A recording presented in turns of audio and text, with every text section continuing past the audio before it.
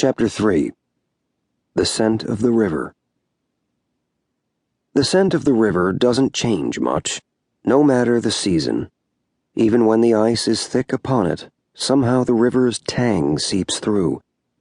After the moon of the cracking ice in spring, the river unlocks. The deep ooze of the bottom mud mingles with the woody fragrance of tree roots that grow on the banks and are scrubbed by the coursing waters. Faolan felt a quickening in his marrow as he passed the summer den and then the spring den where he had spent his infancy, tucked in the embrace of his second milk-giver, the great grizzly Thunderheart. He knew the den as soon as he saw it. There was a steep embankment, and just above it a large cave, where Thunderheart's last cub had been murdered by a pair of cougars. Faolan stopped. After all this time, there were still signs of a skid path down from the higher ground of the cave to the water. Stumps from broken trees stood witness to the grizzly's rage as, wild with grief, she had hurled herself toward the roaring river, only to find that it was too shallow for her to drown. There she had sat for hours, keening into the wind, begging great Ursus to take her life, until something snagged on her foot. At first, she thought it was a clump of river debris torn from the bank in the river's spring tumult, but it was not. It was a tiny wolf pup. So often Thunderheart had told this story to Faolan.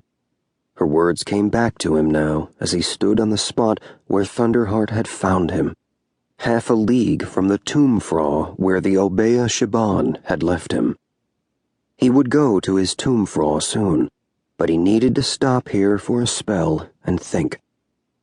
"I sought death," he remembered Thunderheart saying, "and you sought life. You were a gift from the river." There were no more stories now, for Thunderheart was dead. There were only bones left to gnaw to her memory. Faolan made his way toward his tomb-fraw. It wasn't as difficult to find as he had thought. He looked down at the bank gouged out now by 3 winters of rampaging ice and water.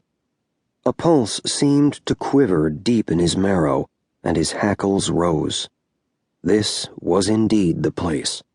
There was a weathered rut that could have been the very one made when the fragment of ice on which the Audiobook placed him had torn from the bank. So this was his tomb-fraw. This little spot of bank was where, as a mewling pup, he had been left to die. He circled it 3 times. There was a familiarity to the spot that stirred the scent glands between the toes of his paws, and he found himself marking the ground.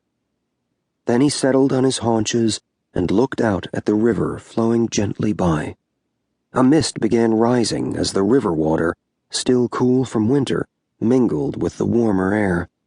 The mist became thicker, furling and unfurling into undulating patterns that were almost hypnotic.